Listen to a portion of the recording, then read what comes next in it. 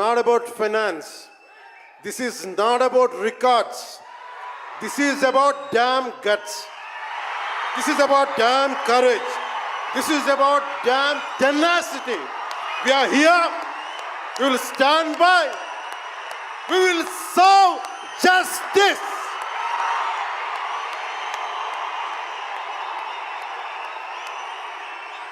పవన్ కళ్యాణ్ ఎప్పుడు రికార్డుల కోసం ప్రయత్నం చేయాలి. Reluctant actor. మా బ్రహ్మానందం గారు చెప్పినట్టుగా నేనేం కోరుకోలే. నేను ఒక యాక్టర్ అవ్వాలని కోరుకోలే. సగటు మనిషిగా బతుకుదామన్న ఒక ఆలోచన తప్ప నాలో ఏం లేదు. అలాంటిది నేను పొద్దున ప్రెస్ మీట్లో రత్నం గారి గురించి మాట్లాడాను. ఇప్పుడు మీకోసమే మాట్లాడతాను, నా అభిమానుల కోసం. ఈరోజు నేను ఇక్కడ నిల్చున్నాను, పడి లేచాను, పడుతూనే ఉన్నాను, లేస్తూనే ఉన్నాను. దానికి కారణం ఒకరే, మీరే.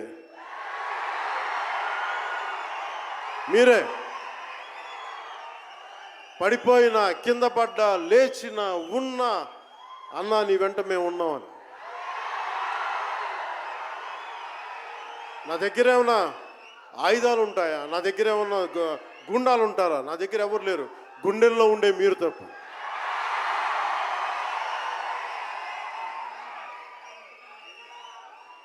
దాదాపు నేను 96లో నా మొదటి సినిమా అక్కడమ్మాయికి అబ్బాయి.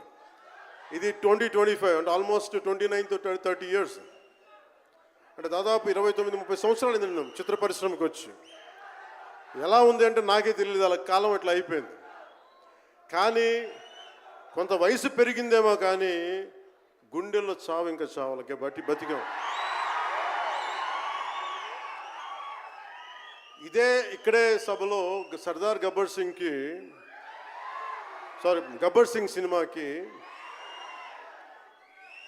మహబూబ్ నగర్ నుంచి వచ్చిన ఒక యువకుడి గురించి చెప్పాను, మన అభిమానులు ఒకటి గురించి చెప్పాను. అన్న నువ్వేమి ఇవ్వదు, ఒక హిట్ ఇవ్వన్నా చాలని. ఆ రోజు నేను భగవంతుని కోరుకున్నాను, నా అభిమానుల కోసం, నా కోసం కాదు కానీ ఒక హిట్ ఉంటే బాగుంటుంది అని కోరుకున్నాను. అది హరీష్ శంకర్ గబ్బర్ సింగ్ వల్ల తిరిగి వచ్చింది. కానీ ఈ సినిమా చాలా డిఫికల్ట్ టైమ్స్లో చేశాను. ఇది సినిమాల మీద టెక్నీషియన్గా నేను ఉండి ఒక్క నిమిషం సినిమాలు కష్టంగా ఉండి, ఒక సినిమా చేయడం ఎంత కష్టమో, సినిమా చేయడం చాలా చాలా కష్టం. నేను మీతో పంచుకోదలుచుకున్నాను ఈ రోజున. మీకు సంబంధించి నేను మొదటి సినిమా నుంచి ఇప్పుడు దాకా జానీ సినిమా నేను చేసినప్పుడు అది ఫెయిల్ అయితే, ఆ సినిమా ఫ్లాప్ అయితే ఎలా ఉంది అంటే ఆ రోజు నా పరిస్థితి, వరుసగా హిట్లు కొట్టి కూడా ఒక్క సినిమా ఫ్లాప్ అయితే అందరూ మీరు వదలలేదు. నేను మీ గురించి ఎప్పుడు మాట్లాడతాను అంటే ధనం మూలం మిదం జగత్ అంటాం. అంటే అన్ని బంధాలు, కార్ల్ మార్క్స్ చెప్పిన అన్ని బంధాలు ఆర్థిక బంధాలని సినిమా పరిశ్రమలో మరింత బలంగా తెలుస్తాయి. నా రెమ్యునరేషన్ ఇచ్చేసాను అని నా దగ్గర అంతమించి డబ్బులు లేవు. కానీ ఆ రోజు నుంచి ఈ రోజు దాకా ఒకటైతే మార్పు జరిగింది. నేను చిత్ర పరిశ్రమ హిట్స్, ఫ్లాప్స్ ఇవన్నీ వదిలేసి నేను ఒకటే నమ్మాను, నా అభిమానులు నాకున్నారు, నన్ను ప్రేమించే వాళ్ళు ఉన్నారు. డబ్బుకి ఎప్పుడు నేను ప్రాధాన్యత ఇవ్వాలి. నేను ఇచ్చింది బంధాలకు ప్రాముఖ్యత ఇచ్చాను. మనిషి నుంచి మనిషి బంధం. నా గుండె నుంచి మీ గుండెకి 2 గుండెల దూరం అంతే. నేను ఏమి కోరుకోలే, చాలా కష్టాల్లో ఈ సినిమా చేశాం. పేరుంది, ప్రధానమంత్రి గారి దగ్గర నుంచి అందరు తెలుసు. కానీ దానివల్ల డబ్బులు రావు. మనకి డబ్బులు వచ్చే సినిమానే రావాలి. కానీ సినిమాని ఎలా చేస్తాం? మిమ్మల్ని రంజింపజేయాలి, మిమ్మల్ని ఆనందింపజేయాలి. మనకి ఖుషీ లాంటి సినిమా తీసి ఖుషి లాంటి సినిమా తీసిన ఏఎం రత్నం గారు ఎప్పుడో 2017లో ఎప్పుడో నా సినిమా వచ్చి మీరందరూ తిడతా ఉంటారు కదా నన్ను, ఎంతసేపు రీమేకులు చేస్తావు అని. కరెక్ట్, ఏం చేయమంటారు చెప్పండి? మనకెవరు పెద్ద పెద్ద దర్శకులు లేరు. మన కింద నుంచి వచ్చిన వాళ్ళం. మనకి పెద్ద ఒక్క నిమిషం,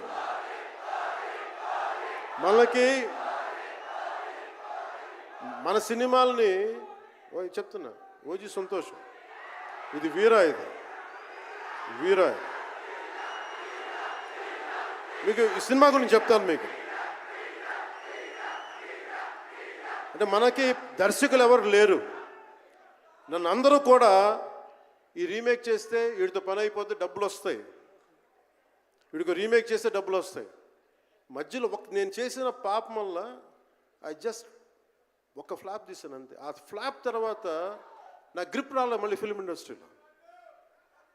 మళ్ళీ నాకు నిలబడింది ఒక త్రివిక్రమ్ శ్రీనివాస్ నిలబడ్డాడు నా కోసం. ఆయన ఎవరో కూడా తెలియదు నాకు. ఎవరన్నా సక్సెస్లో వెతుక్కొని వస్తారు, అపజయాల్లో వెతుక్కొని వచ్చిన నా మిత్రుడు, ఆత్మ బంధువు త్రివిక్రమ్ శ్రీనివాస్ వచ్చి అప్పుడు జలసా తీశారు. కష్టాల్లో ఉన్నప్పుడు లేదు, అడ్వర్సిటీ రివీల్స్ ట్రూ క్యారెక్టర్ అంటారు. కష్టాల్లో ఉన్నవాడే వచ్చినప్పుడు స్నేహితుడు. అలాంటి స్నేహితుడు నాకు భగవంతుడు త్రివిక్రమ్ శ్రీనివాస్ ద్వారా వచ్చాడు. అలాగే ఎందుకు రీమేక్స్ చేశాను మీకు ఉంటుంది కదా. నా పార్టీని ఎవడు నడుపుతాడు? కొత్త కథలు తీస్తే ఎప్పుడో వెళ్ళిపోద్ది. నా భార్యని కానీ నా పిల్లల్ని కానీ ఎవరు పోషిస్తారు? నేనే పోషించుకోవాలి, దానికి డబ్బులు కావాలి, పార్టీ నడపాలి. వీటన్నిటికీ రీమేక్ అనేది నాకు కొంచెం ఈజీ దారి అయింది. సొంత సినిమాలు కొత్త సినిమాలు చేయలేక కాదు, వేరే దారి లేక. నాకు దేశం పిచ్చి, సమాజ బాధ్యత పిచ్చి, సినిమా మీద ఉన్న కరెక్టే. నేనంటే మీకు పిచ్చి. అలాంటి నేను ఒక మంచి సినిమా రావాలని కోరుకుంటే అది ఏఎం రత్నం గారి ద్వారా వచ్చింది. కోరుకున్నాడు ఆయన, నీతోటి ఒక బలమైన సినిమా తీయాలని. ఏదో ఆయన కూడా ముందు రీమేక్ వచ్చారు, అవి అటు ఇటు తిరిగి యాక్చువల్గా క్రిష్ గారి వల్ల ఈ సినిమా వచ్చింది. ముందు జాగర్లమూడి క్రిష్ గారికి మనందరం ముందుగా కరతాళ ధ్వనుల ద్వారా చాలా బలంగా తెలియజేయాలి. ఆయన ఒరిజినల్ ఫౌండేషనల్ వర్క్ మీద ఇది ముందు. వ్యక్తిగత కారణాలు, కొన్ని ప్రొఫెషనల్ రీజన్స్ వల్ల మధ్యలో ఆయన వెళ్ళిపోవాల్సి వచ్చింది. ఈ సినిమాకి 2 కరోనా ఇది వచ్చినాయి, 2 కరోనా వేవ్స్ కొట్టినాయి. దాని మధ్యలో నలిగిపోయింది సినిమా. అలాంటి సమయంలో ఒక ఆస్కర్ విన్నర్ ఎక్కడో మనం ఆంధ్రప్రదేశ్లో చిన్న బడ్జెట్లో సినిమా తీస్తే మన బడ్జెట్స్ ఎంత ఉంటాయి? 10 కోట్లు 15. అలాంటి సినిమాల నుంచి సంగీత దర్శకత్వం వహించి మనం పెట్టే నాటు నాటు నాటు అనే పాట ప్రపంచమంతా ఉర్రూతో లూగిస్తుంది అనేది తెలియజేశారు కీరవాణి గారు. అలాంటి కీరవాణి గారు నేను ఈ సినిమాని ఎన్నిసార్లు చేసే పరిస్థితుల్లో నిజంగా ప్రతిసారి నాకు నిరుత్సాహం ఉండేది.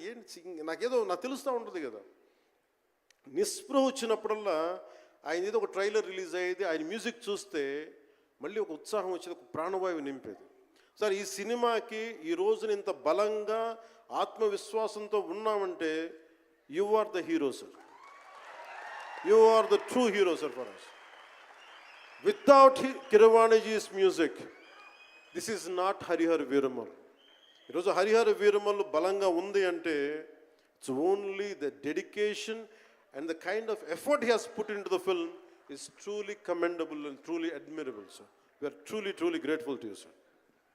మధ్యలో వారి నాన్నగారిని కోల్పోయి ఆ సమయంలో కూడా మనస్ఫూర్తి గారికి ఆ బ్యాక్గ్రౌండ్ స్కోర్ ఇచ్చినందుకు, సొంత తండ్రిని కోల్పోయి ఇచ్చినందుకు మరోమారు వారికి ప్రత్యేకంగా కీరవాణి గారి టీంకి, కీరవాణి గారి గాయకులకి, వారి రికార్డింగ్ టీంకి, వారి ఇంజనీరింగ్ డిపార్ట్మెంట్కి, ప్రతి ఒక్కరికి నా హృదయపూర్వక ధన్యవాదాలు.